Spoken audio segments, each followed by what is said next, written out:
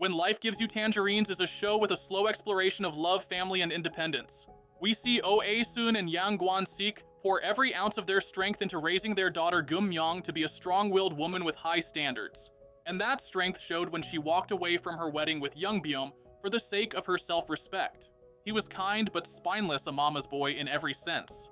Still, sometimes love doesn't need to make sense. But what if instead of choosing herself, Geum-myeong chose him? What if love convinced her to take the leap of faith? Would it still be a happy ending for Geum-myeong? Fast forward to their wedding. As stunning as the couple looked, their wedding was even more beautiful. A picture-perfect moment wrapped in flowers, smiles, and silent compromises. Geum-myeong looked stunning in her dress, but inside something was hesitant. Young-beom, on the other hand, was over the moon. He was marrying the woman he adored. What more could he possibly want? But in his joy, he missed the flicker of doubt in her eyes. His mother, though, was glowing for a different reason. Her son was getting married to a woman she hadn't chosen, but one she was now determined to control. From the flowers to the guest list, every detail of the wedding followed her commands. And Geum-myeong said nothing, because she wanted to give this a real chance with all her heart. In the crowd, Ae-soon and Gwan-sik watched quietly, their hearts caught between joy and unease, silently praying that this step forward wouldn't cost their daughter too much. The honeymoon was short-lived. Just days after the wedding, the cracks began to show in Geum-myeong and Young-beom's marriage. The slow creeping presence of Young-beom's mother in every part of their life. Their apartment wasn't truly theirs. The dinner menu wasn't theirs. Even the silence between them wasn't theirs. She just cares, Young-beom would say with a nervous smile, brushing it off. And at first, Geum-myeong tried to do the same, but caring shouldn't feel like control. His mother called, constantly showed up without warning, and had opinions about everything from how Geum-myeong dressed to how late she worked. And Young-beom didn't push back. Sometimes he defended her, but mostly he would just apologize to end the conflict. Geum-myeong never imagined marriage would feel like walking on eggshells. The girl who once dreamed of sharing her life with someone was now tiptoeing through it, and the worst part, she was shrinking. And Geum-myeong wasn't raised to live small. Then, on an ordinary afternoon, everything changed.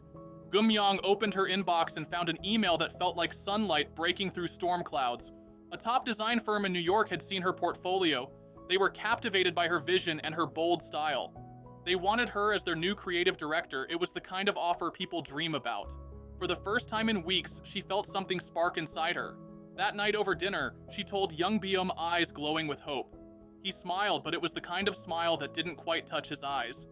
New York's far, he said carefully. Do you really have to take it now? You know how mom feels about... She didn't let him finish. How mom feels? She repeated louder than she meant to. This is my life. The room fell silent. Young-beom looked down. I'm just saying, let's not upset things right now. She stared at him and something clicked. He wasn't asking her to wait. He was asking her to stay small, to play safe, and not to outshine the version of her that his family approved of. The next morning, she packed her bag and boarded the plane to New York. No emotional goodbyes or drama, just a woman choosing herself as she was raised to be. New York was everything Geum-myeong needed it to be: loud, fast, and brutally honest. In a place overflowing with ambition, she found her rhythm again. Days blurred into weeks, weeks into months. Mornings were fueled by strong coffee and even stronger ideas. Late nights filled with sketching campaigns. Her work started turning heads. And soon she wasn't just part of the conversation, she was leading it. Meanwhile, back home, everything stood still. Young-beom was sitting at the same table, answering the same questions from his mother. Has she called? Does she even care about this family anymore? He missed her. Not just her presence, but the way she brought life into the room. But now without her, everything felt dimmer. And the worst part was, he knew it wasn't because she'd changed, it was because he hadn't. Gathering some courage, he decides to visit her. He takes the plane to New York without Geum-myeong knowing. He visited her office but watched her from a distance. And there she was, laughing with a client, her eyes bright, completely in her element. That's when it hit him. He realized then that this was the version of her he'd always loved. He didn't lose her because she became someone else. He lost her because he kept asking her to be less than who she was. That night, in a dim hotel room, he sat alone and questioned himself, what if I'm the one who was never enough for her? After Young-beom returned to Seoul, everything was as he had left it. His mother was still criticizing Geum-myeong for running off to Seoul, still ranting about how she doesn't care about him or family. But this time, Young-beom has had enough, and his frustration finally led him to speak up. Enough. He said. His mother paused and looked at him in confusion. He looked up and said, stop talking about her like that. She didn't run away, she ran towards the life she's always deserved. His mother blinked. He had never spoken to her like this. She's my wife, and I let you make her feel like a stranger in our home. His voice softened, but every word landed heavy. I watched her shrink just to make you comfortable, and I did nothing. His mother tried to interrupt, but he raised a hand, not in disrespect, just to mark a boundary. I'm done choosing silence to keep the peace. I want her back, not as someone you can manage, but as the woman she is. That night he didn't sleep. His heart was restless, his chest tight, every breath heavy with regret and longing. By sunrise, he wasn't thinking anymore. He was moving. Without giving a second thought, he packed a small bag and booked a one-way ticket to New York. Not with a plan, but with the hope that maybe, just maybe, it wasn't too late. In New York on a rainy evening, Geum-myeong wasn't expecting Young-beom. She was in a meeting when something in the lobby caught her eye. Young-beom, soaked from the rain, was standing there. She froze and the words in her mouth dissolved. Without a second thought, she left the meeting. They ended up in a quiet cafe nearby while silence brewed between them, stronger than the coffee. Finally, Young-beom spoke. I don't want to waste your time, but I need to say this. And he did how he missed her. The way her absence made him realize how much space she used to fill. He also told her about the confrontation with his mother, how for the first time in his life he stood up not just for her but for himself. Geum-myeong listened to him quietly. Part of her wanted to cry, another part wanted to laugh, and yet all she said was, "Why now?" He didn't flinch. "Because I finally became the man I should have been when you married me." Her expression softened, but softness wasn't surrender. "I'm not the same woman anymore, Young-beom. I can't go back to who I was." "I'm not asking you to," he said. "I just want to meet the woman you've become and see if she'll let me stay." There was a pause.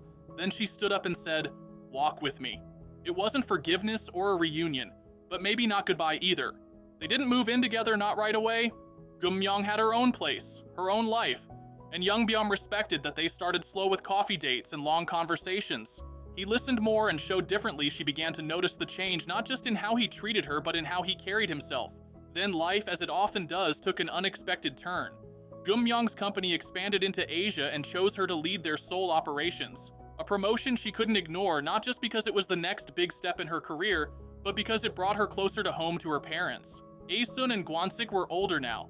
Geum-myeong knew it was time to stop being the daughter they only worried about, and start being the daughter who could show up for them, so she returned to Seoul. Young-beom followed shortly after and returned to his job. There was no fairy tale fixing, they were two adults rebuilding a relationship brick by brick. Because Geum-myeong didn't need rescuing, she never did. She just needed a partner who could stand beside her without dimming her light. And Young-beom was becoming that partner without being overshadowed by his mother. He didn't just learn to stand up to his mother, he learned to stand for himself. In the end, they didn't return to the life they had, they built a new one. One where love didn't mean sacrifice, it meant growth together. Geum-myeong became the woman her parents raised her to be, and Young-beom became the man who could walk beside her without slowing her down. They weren't perfect, but they were real, and sometimes that's the best kind of ending.